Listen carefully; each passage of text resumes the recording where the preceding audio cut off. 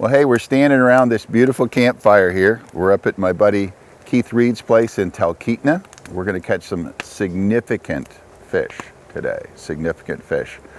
We've got some of the finest guides in Alaska with us here. We've got Guide John over here, right? There's Guide John, yeah. You can tell by that steely look in his eye that he's never met a fish that he couldn't whip, all right?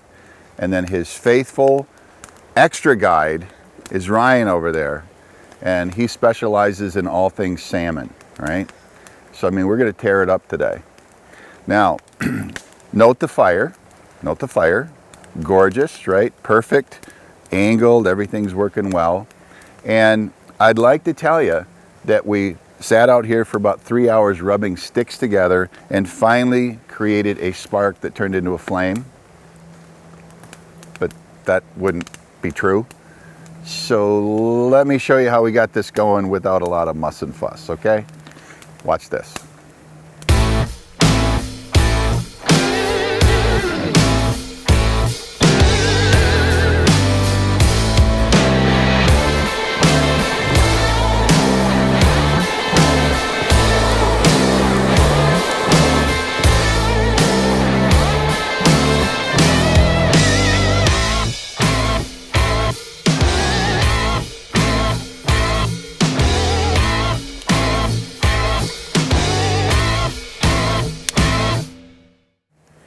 Hey, good morning.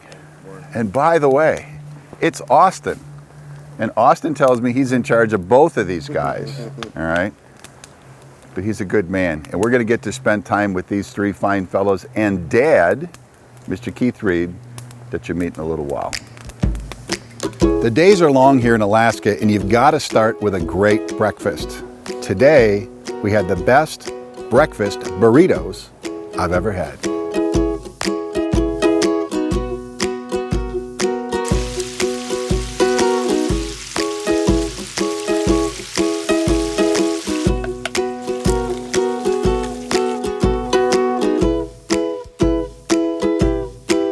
So, in the mornings, we got to get up and we got to get going. There's things to do. We got a campfire. We got to stoke the fire.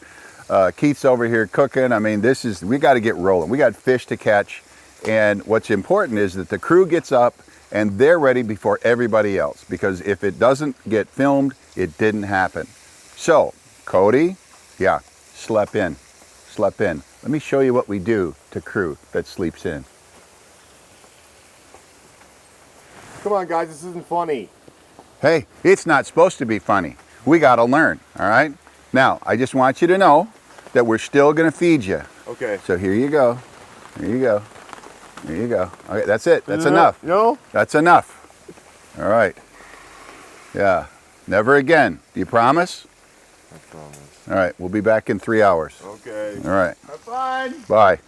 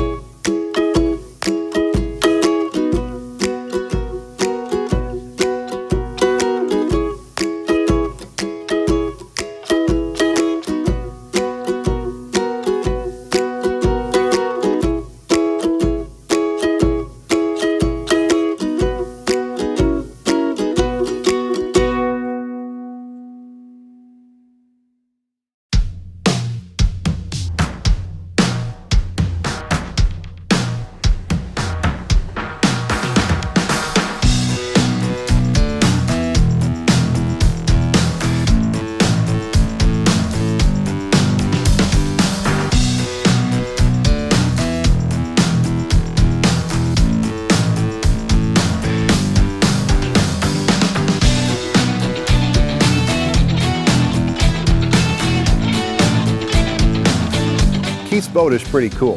It's not a normal boat that we're used to in the lower 48. It's a jet boat, which means that it sucks in water from the river and shoots it out the back. So so there's no propeller to bang on the rocks, but that thing really flies, and you can go in water that's only about that deep. It's a great boat for up here in Alaska.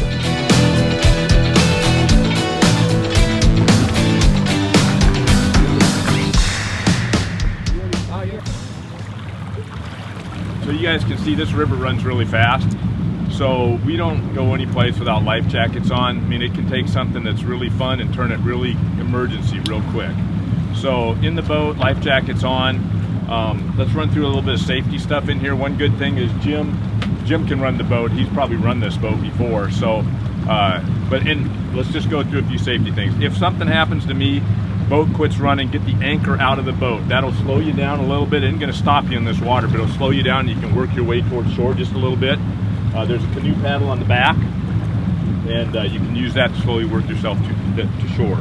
There's a fire extinguisher up underneath the captain's, up under the helm here. On the seat on the left is our first aid kit, flares, and other safety devices, signaling horn, that sort of thing. There's some safety gear in my tote back here, some granola bars, also apples, that sort of thing for if you get hungry. No place we're gonna go today. We can't get cell service, so I don't have the satellite phone on the boat, but if something happens, you always got your cell phone. So anyway, let's just go have fun, go catch some fish. We'll do it. Okay? So life jackets on.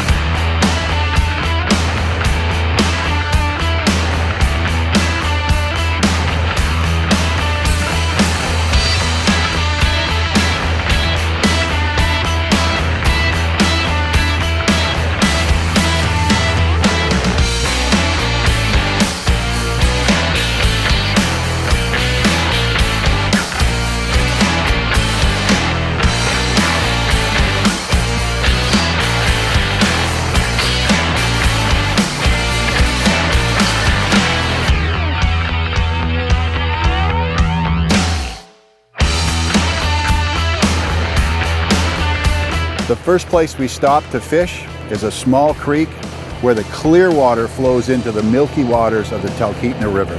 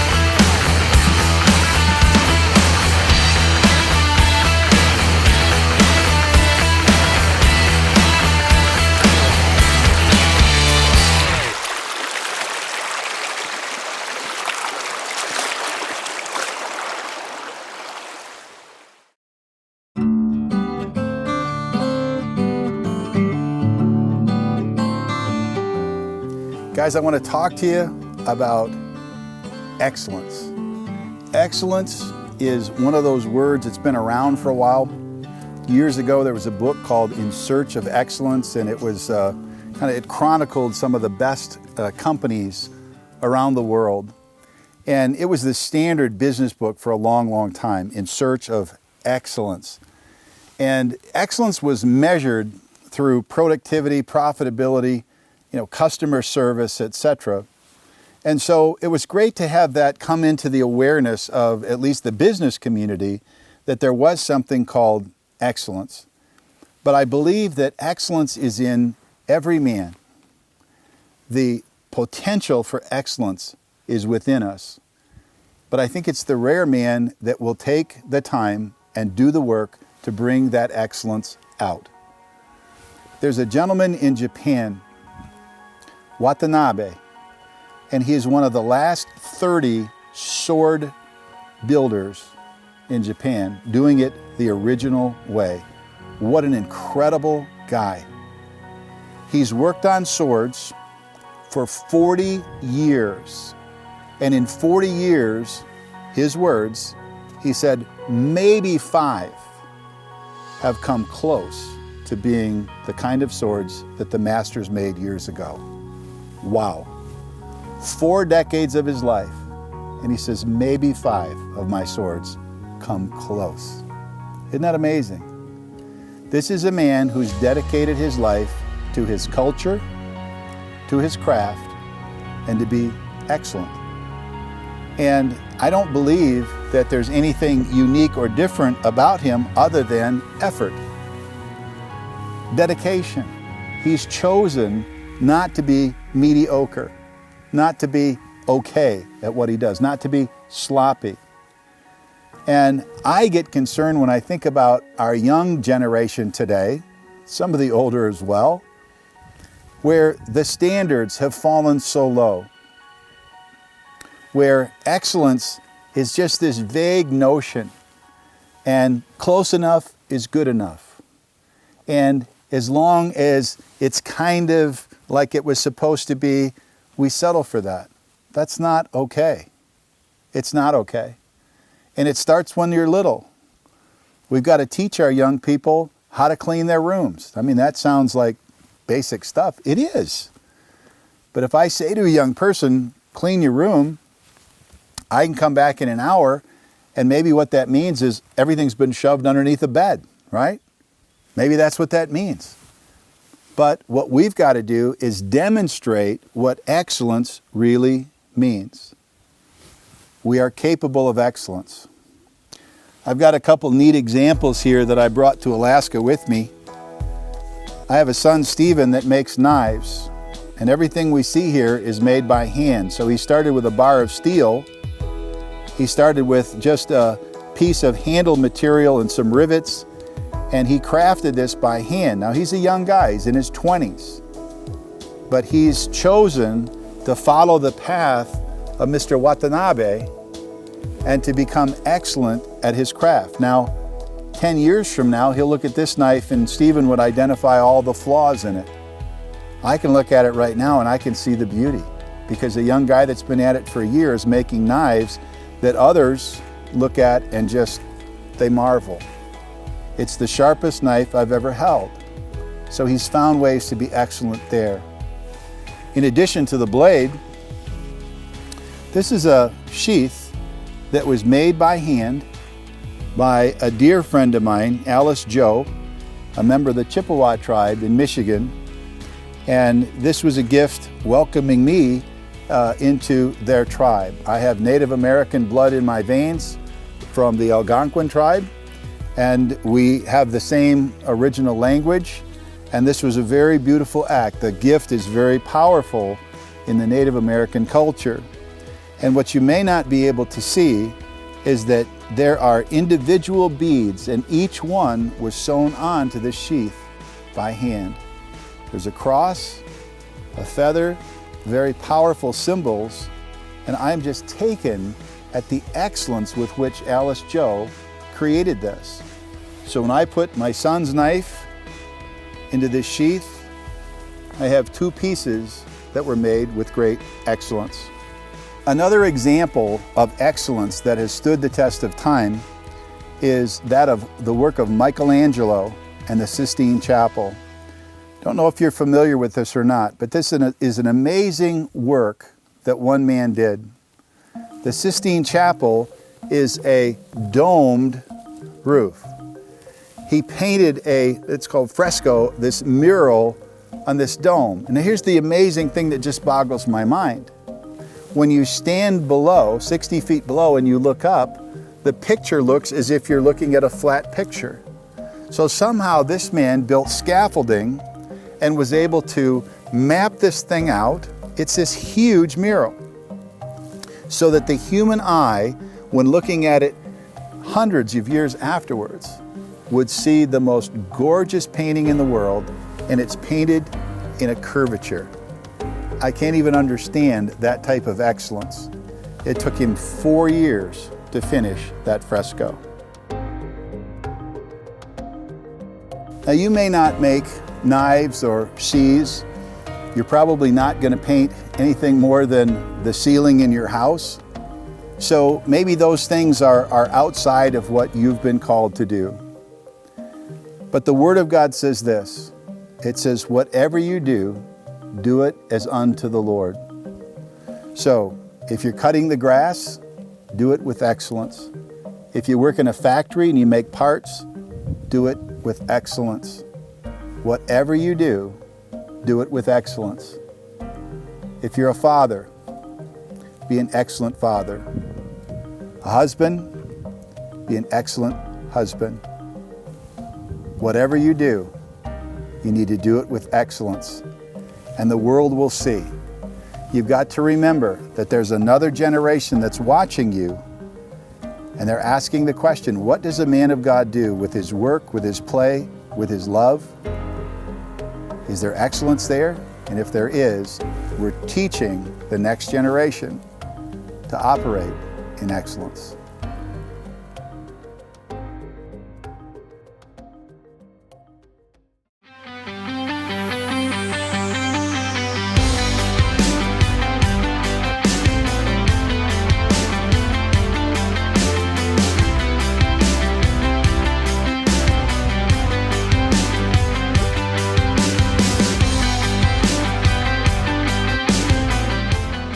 This stream has got a pretty good substantial run of sockeyes in it, and the stream itself you'll see is only about maybe 10 feet wide and 1.5 feet deep. So it's good fishing for us, but it's also real good fishing for the bears. And so the bears can't hear us if they're walking down the creek looking for fish, and we can't hear them. So firearm is strictly for safety, last resort. We would, last resort, if something were to happen, then if we need safety, then that's why we have the gun. Protect ourselves and you guys with us here.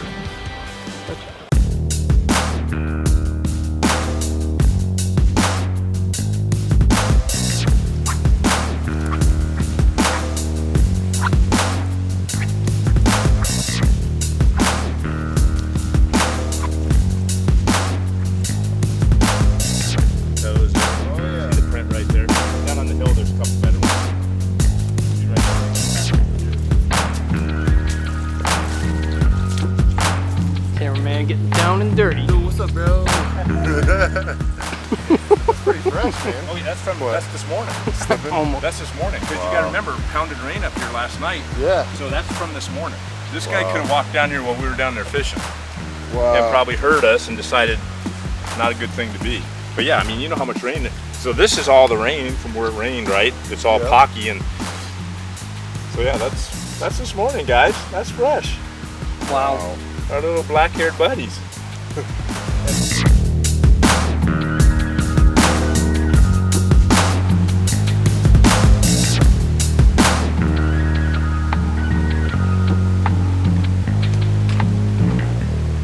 We're at Larson Creek. We're fishing for reds or sockeye. And that technique we use down on the Kenai is just called flipping. So we're just flipping a lure in. We want it to drag by. The salmon are coming with their mouth open upstream, and we want to hook them right in the mouth. That's a legal catch. We can't keep them down in here, but it's fun enough just to catch them and release them. What makes it even more fun is you can actually see some of the fish down in here.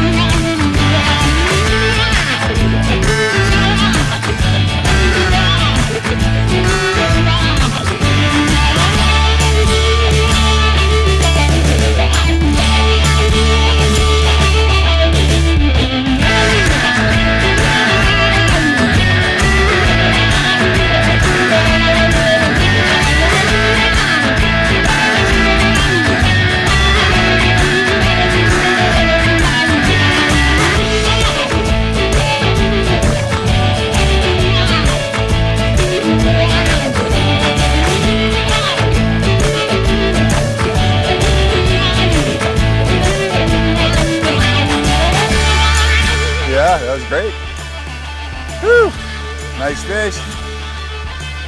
A little bigger fish, isn't it?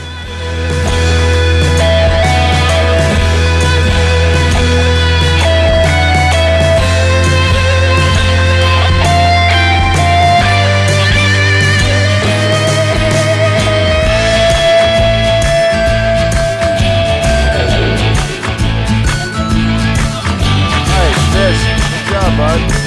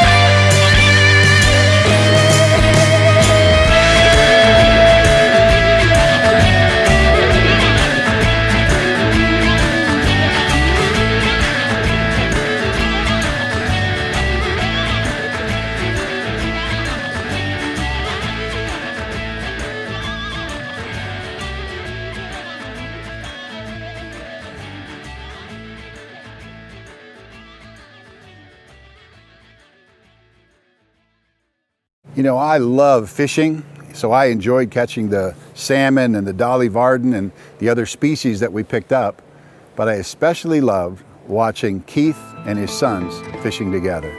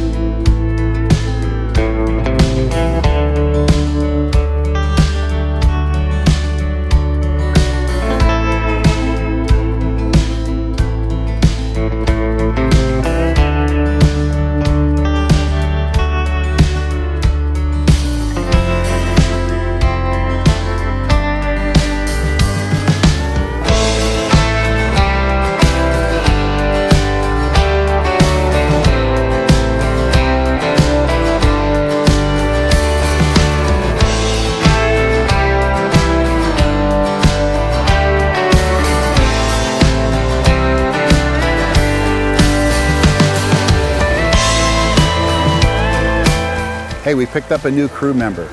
Ryan really fell in love with the GoPro and the GoPro stick, and he was wearing a dry suit, which means, man, he could go anywhere, and he put that thing right on the nose of a salmon.